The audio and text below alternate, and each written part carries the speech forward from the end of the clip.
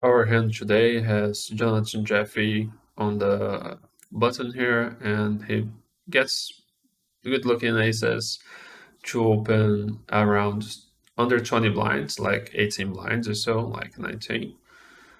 And he opens chance corner here, crazy fold, and Isildur on the big blind has king 5 off. And let's see what the ranges pre-flop does here. I think Isildur mostly calls this hand. And let's check on GTO Wizard. What's the range composition of both players here? And if you wanna do Sims on GTO Wizard 2, you can use the code Rafa and you get a 10% off on your subscription. And let's jump in. So our decision tree here has folding, folding, folding, and this is the closest sim we have. Oh, sorry, I made a mistake here.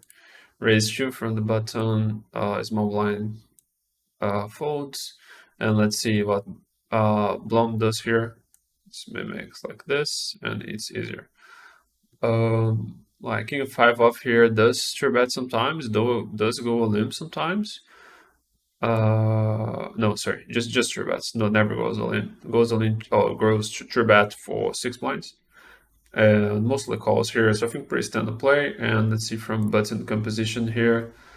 Uh, yeah, I think this is pretty close to what Jonathan is opening. He's a very good player and very GTO oriented. So I think this is pretty reasonable range. He may fold like some 9-7 suited and 7 suited. I think the probably the ones that doesn't are 100% on his range, but I think his range is pretty accurate. I think this range here has some things that humans doesn't do, like shoving king 8 suited here, king 7 suited, king 5 suited, queen 8 suited, jack 8 suited. I think this is like really good. Like you have good equity versus calling range. You don't do this with like the offsuit hands. Offsuit hands you use to bluff here as three bets, but never as a jam, because suited hands have so much more equity versus calling range that you choose those to bluff when you go all in. Like those hands here balance this range here, like jacks plus, ace jack, ace queen suited plus that are 100% three bet calls here, and yeah, we can put here and let's see everything. And like those hands here balance the low pairs here. And on the sim we have like sixes calling 100%, but I think we would just here and node lock this to a touch different strategy that doesn't have those shows here. So we can go here to change here and do a custom solution. And here pot is about like 556, stack is about 18. And here big blind, oh sorry, defense range here. And now add like those hands here. Especially for Isildur that isn't like a super user to like heavy tournament strategy, I would say. I think he's going to be closer to this than uh, most MTT regs. MTT regs like Ben CB has already talked a lot about these situations here that use these hands at three bets on spots like this. So we use this, no rake of course, and here we don't use big sizes on the spot. Let's see these three sizes here, and we create a solution. Flop is 6 of clubs, 4 and the deuce. Oh, sorry, I think I have to edit again here. Because I think button, yeah, does call 6s. I think like this is like Isildur is probably jamming like most pairs here, like 9s plus, and Trebet calling like here, jamming injected suited, jamming some ace 3 suited, Trebet folding some of these hands here. So I think this is closer to reality. And let's see here. So, oh, sorry. We'll save this as Isildur versus not locked.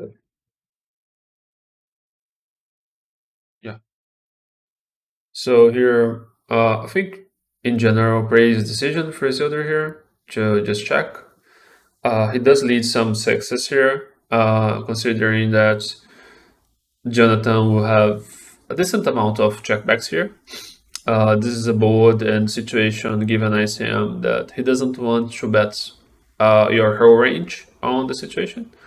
He really wants to preserve some equity with some hands, and also he'll choose the hands that have good turn capability of observing aggression.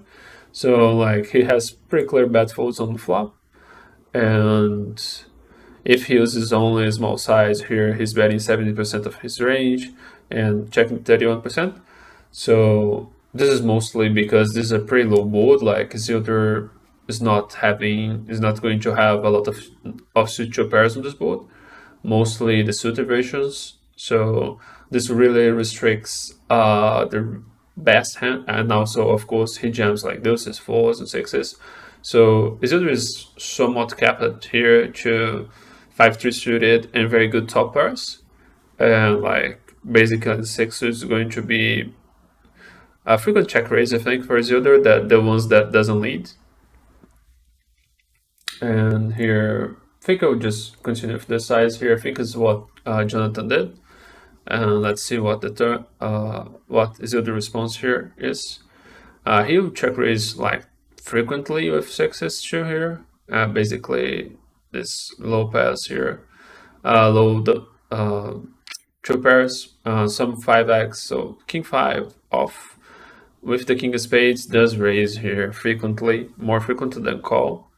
That's pretty interesting and something that, like, given his timing though, I think he missed it on the flop. Let's see here the flop action.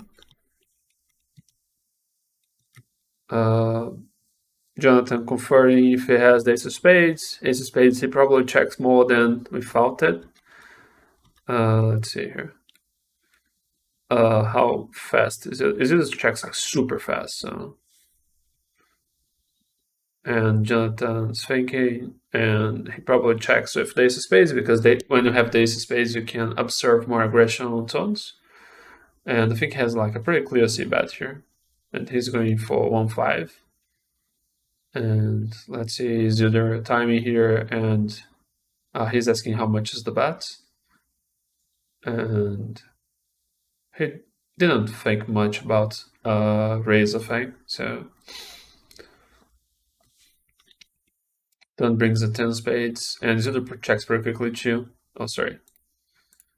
And call here, and Don is the 10 spades. I think there's some leads here, like Isildur has a lot of flushes on this Don. Oh, there's no lead here. Very interesting. So let's see this decision here. If he leads, like, yeah, because on the flop, sorry, this is the situation here. He doesn't lead flush draws, I think, mostly 6x. Some Jack 10 spades that have like a backdoor straight draw. Queen 7 spades, same thing. 9 7 spades, same thing. So he doesn't lead a lot of flush draws. I thought he may lead some flush draws here, but it's not the thing. So let's see on this turn here, 10 spades, and let's see the decision for Isildur here. And he always check. That's pretty interesting, even when you use a small size. So let's see button decision here. Yeah, betting very frequently for a small size here. Yeah, 39%. Let's put here 4.4. That's like at least half pot, and see how it changes here. The decision for Jonathan. Yeah, still betting like very frequently. He has a lot of flushes here, a lot of ace tens. Yeah, his bluffs come from Queen 7 of hearts, for example. Very interesting. I think like because of the removal of the 6, he chooses like 7s to bluff here. 6 crazy bets, 7s with a spade checks more. That's interesting. Like, yeah, he can call more rivers with 7s with a spade, and also he wants to get like 2 streets of value of 7s on the turn, not on the river, because there's a lot of scary rivers for 7s and also for Isildur's flop calling range. And Jonathan actually checks back the stun here. And the river is nine of clubs. And Isildur, I think, have a pretty clear decision to bluff here. I don't think he's going to win at showdown if Jonathan finds himself on the river with like Jack 7 of hearts that he done bluff on the turn, Jack 8 of hearts, for example. He's going to bluff himself. So when Isildur does bet here, I think he gets this hands to fold, so he gets a bit more EV from those hands. And let's put here check for Jonathan, and the river is complete blank here. Doesn't complete any straights or anything. So let's see what's the size Isildur is using here. Yeah. He goes all in with a lot of hands. That's very, very, very interesting. Like almost 2/3 of his range that bats goes all in here. 8, 7, 10, 10, any 10 bets 2/3 here. King 10 goes all in. Especially when has no, yeah. When has a spade, just go all in more often, but ace 9 bets here. Let's see the worst value bets. Jack 9. Yeah, Jack 9 is the worst value bet from Isildur, I think here. No. Yeah, 9-5. 9-4 is Chupa. 9-3. 9-3 goes all in. That's really, really interesting here. That's really interesting. Now this is Chupas or easy jump. 8-3 suited bluffs here from Isildur's standpoint. So a lot of the bluffs are constructed from the tree. Like that's probably the worst five cards combination that you have here. Like 8-3, 7-3 on this river, and also 7-5. That's really, really interesting here. I didn't think you had those bluffs here. Some Jack 3s are bluffing too for all in. I think those hands here have very interesting decisions. And King 5 off with the King of Spades always jams here. That's something that Isildur missed here. I think he just bats a reasonable size, not all in here. So he should jam here on the river, having the King of Spades, because I think it's possible that on the turn, some King of Spades flushes check. No. Yeah, no, they always bet here. Yeah, there's some checks with King 9 of Spades. King 8 of Spades always check here. So this is, if you block King 8 of Spades, you have a better bluff on the river. That makes sense. Oh, sorry. This is the decision that we are here. Very interesting here, I think, Isildur. So here on the river decision, Jonathan actually bets, and not Isildur bets here. I think there's a mistake here on the GC that Isildur just check folds here. He doesn't bet. His hand on the river. And everything's completely wrong here. It happens though. Let's see on the GTO Wizard a bit more about this hand here, and just some final conclusions about what you can take out from this. And Isildur is bluffing a lot of hands here for all in, and that's something that he missed on the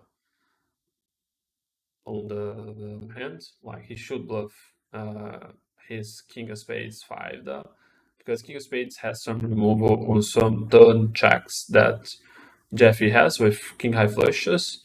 It's not super frequent, but it does happen though. So very interesting hand, and hope you guys enjoyed too.